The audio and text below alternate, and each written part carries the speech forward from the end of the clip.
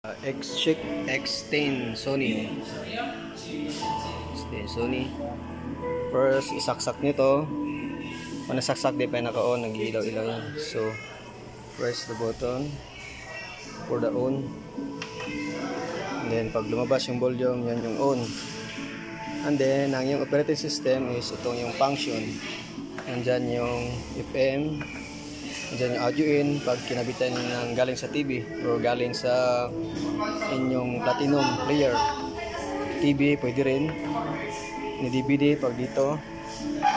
Pag dito galing yung DVD, kailangan siya ng HDMI nga cord papunta doon sa TV. And then USB. Lagay nyo sa USB pag gagamit kayo ng USB. Ano lang, pag natugtog yan, nagbago yung boses kasi napindot to, DJ off lang nyo para mawala yung parang nasa butas ang tunog. Oscillator, pag nagbago, DJ off din. Ano lang, pag naka DJ kayo, pag nagbulo hindi siyang gagalaw, so DJ off.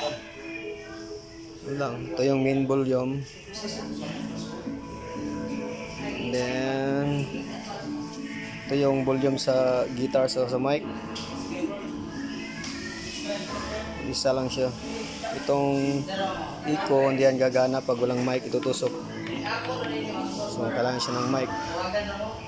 Basta make sure lang nakakabit itong para sa speaker sa likuran. Ito yung place ng speaker. Ito naman sa ilaw. Dalawa na to. Yan lang ikabit sa likod. Yan. Ganun lang mag-operate ng Chic X10 Sony. Okay, thank you.